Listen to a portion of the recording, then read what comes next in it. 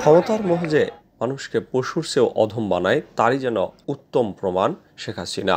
শেষ সময়েও বল প্রয়োগ করে ধ্বংস করে হত্যা করে থাকতে চেয়েছিলেন তিনি।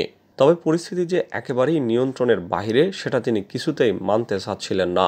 পরে পরিবারের সদস্যরা সহ বোঝানোর পর পদত্যাগে রাজি হন। এরপর দ্রুত সময়ে পদত্যাগ করে সামরিক হেলিকপ্টারে করে গোপনে বোন শেখ রেহেনাকে সঙ্গে নিয়ে দেশ থেকে পালান তিনি। সংশ্লিষ্ট একাধিক সূত্রের কাছ থেকে হাসিনার ক্ষমতা ছাড়ার শেষ 4 ঘন্টার একটা বিবরণ পাওয়া গেছে। সর্বশেষ পাওয়া তথ্য অনুযায়ী ভারতের ত্রিপুরা রাজ্যের আগরতলা হয়ে দিল্লি পৌঁছান তিনি। সেখান থেকে তার যুক্তরাজ্যে যাওয়ার সম্ভাবনা রয়েছে। দলীয় অস্ত্রধারী কর্মীদের নামিয়ে গত রোববার দিনভর সারা দেশে ব্যাপক সংঘাত ও প্রাণহানি ঘটানোর পরও ছাত্র জনতার আন্দোলন সামাল দিতে পারেননি হাসিনা। যদিও পরিস্থিতি উপলব্ধি করতে পেরে রোববার রাতেই শেখ হাসিনাকে তার একজন উপদেষ্টা সহ কয়েকজন নেতা বোঝানোর চেষ্টা করেন। তারা সেনাবাহিনীর কাছে ক্ষমতা হস্তান্তরের পরামর্শ দেন বলে জানা যায়। তবে তিনি তা মানতে চাননি, বরং সোমবার থেকে কারফিউ আরও কড়াকড়ি করতে বলেন। ভোর থেকে কারফিউ কড়াকড়ি করার উদ্যোগ নেওয়া হলেও সকাল 9টার পর থেকে বিভিন্ন স্থানে আন্দোলনকারীরা কারফিউ ভেঙে নামতে শুরু করেন। 10টা নাগাদ ঢাকার বিভিন্ন স্থানে জমায়েত বড় হতে থাকে। বিভিন্ন বাহিনীর উচ্চ পর্যায়ের একাধিক সূত্র বলেছে, সকাল 10:30টার দিকে 3 বাহিনীর প্রধান ও পুলিশের মহাপরিদর্শককে প্রধানমন্ত্রীর বাসভবন গণভবনে ডাকা হয়। নিরাপত্তা বাহিনী কেন পরিস্থিতি সামাল দিতে পারছে না সেটার জন্য ক্ষোভ প্রকাশ করেন। আন্দোলনকারীরা আইন শৃঙ্খলা রক্ষাকারী বাহিনীর সাজোয়া যানে উঠে লাল রং দিয়ে দিচ্ছেন, সামরিক যানে পর্যন্ত উঠে পড়ছেন। এর পরেও কেন তারা কঠোর হচ্ছে না সেটা নিয়েও ক্ষোভ প্রকাশ করেন তিনি। এছাড়া বিশ্বাস করেন এই কর্মকর্তাদের শীর্ষ পদে বসিয়েছেন সেটাও তিনি উল্লেখ করেন। এক পর্যায়ে শেখ হাসিনা আইজিপিকে দেখিয়ে বলেন, পুলিশ তো ভালো করছে। তখন আইজিপি জানান, পরিস্থিতি যে পর্যায়ে গেছে তাতে পুলিশের পক্ষেও আর বেশি সময় এরকম কঠোর অবস্থান ধরে রাখা সম্ভব নয়। ওই সময় শীর্ষ কর্মকর্তাদের পক্ষ থেকে বোঝানোর চেষ্টা করা হয় বল প্রয়োগ করে এই পরিস্থিতি সামাল দেওয়া যাবে না, কিন্তু শেখ হাসিনা এটা কিছুতেই মানতে চাচ্ছিলেন না।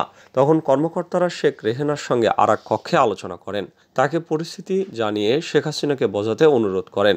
শেখ রেহেনা এরপর বড় বোন শেখ হাসিনার সঙ্গে আলোচনা করেন, কিন্তু তিনি ক্ষমতা ধরে রাখতে অনড়।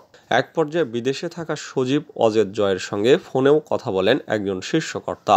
এরপর জয় তার মায়ের সঙ্গে কথা বলেন। তারপর শেখ হাসিনা পদত্যাগে রাজি হন। তিনি তখন একটা ভাষণ রেকর্ড করতে চান জাতির উদ্দেশ্যে প্রচারের জন্য। ততক্ষণে গোয়েন্দা তথ্য আসে যে বিপুল সংখ্যক ছাত্র জনতা শাহবাগ ও উত্তরা থেকে গণভবন অভিমুখে রয়েছে। দূরত্ব বিবেচনায় 45 মিনিটের মধ্যে শাহবাগ থেকে গণভবনে আন্দোলনকারীরা চলে আসতে পারে বলে অনুমান করা হয়। ভাষণ রেকর্ড করতে দিলে গণভবন থেকে বের হওয়ার সময় নাও পাওয়া যেতে পারে।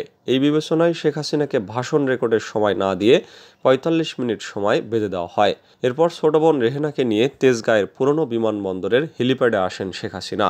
সেখানে তাদের কয়েকটি লাগেজ ওঠানো হয়। তারপর তারা বঙ্গভবনে যান। সেখানে পদত্যাগের আনুষ্ঠানিকতা শেষ করে বেলা 2:30টার দিকে সামরিক হেলিকপ্টারে করে ছোট বোন সহ ভারতের উদ্দেশ্যে উড্ডয়ন করেন শেখ হাসিনা।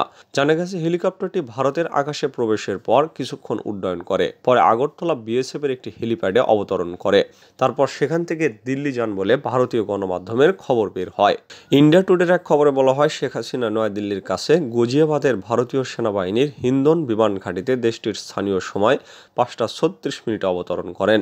ভারতের সেনাবাহিনীর এক কর্তা তাকে স্বাগত জানান। সেখান থেকে তিনি লন্ডনে যেতে পারেন বলে জানা যাচ্ছে। আওয়ামী লীগের সভানেত্রী শেখ হাসিনা টানা চতুর্থবারের মতো প্রধানমন্ত্রী হিসেবে শপথ নেন এই বছরের 11 জানুয়ারি। এর আগে 1996 সালের 7ম জাতীয় সংসদ নির্বাচনের মাধ্যমে তিনি প্রধানমন্ত্রী হিসেবে দায়িত্ব পালন করেন। 2001 সালের নির্বাচনে ভোটে বিএনপি জয়ী হলে আওয়ামী লীগ বিরোধী দলে যায়। তখন সংসদে বিরোধী দলীয় নেতা হন শেখ হাসিনা। এরপর তত্ত্বাবধায়ক সরকারের অধীনে 2008 সালের 9ম জাতীয় সংসদ নির্বাচনের মাধ্যমে জয়ী হয়ে প্রধানমন্ত্রী হন। 5 বছর পর 2014 সালে একতরফা নির্বাচন করেন। তাতে বিনা প্রতিদ্বন্দ্বিতায় 153 জন সংসদ সদস্য নির্বাচিত হয়। ওই সময় বিরোধী দলগুলো অংশ নেয়নি। শেখ হাসিনা এবং তার জোট সঙ্গীরা মিলে সরকার গঠন করেন। 2018 সালে বিতর্কিত একাদশ জাতীয় সংসদ নির্বাচনের মধ্য দিয়ে তিনি আবার প্রধানমন্ত্রী হন। আগের রাতে ব্যালটে সিল মারার ব্যাপক অভিযোগের কারণে ওই নির্বাচন রাতের ভোট নামে পরিচিতি পায়। আর চলতি বছরের জানুয়ারিতে দ্বাদশ জাতীয় সংসদ নির্বাচনে বিরোধী দলগুলো অংশ নেয়নি। নিজ দলীয় নেতাদের স্বতন্ত্র প্রার্থী করে ডামি প্রতিদ্বন্দ্বিতার মধ্য দিয়ে তিনি আবার প্রধানমন্ত্রী হন। এই নির্বাচনকে বিরোধীরা ডামি নির্বাচন আখ্যা দেন। এর 7 মাসের মধ্যে ছাত্র আন্দোলন ও গণবিক্ষোভের মুখে পদত্যাগ করে হেলিকপ্টার যোগে দেশ ছাড়েন শেখ হাসিনা।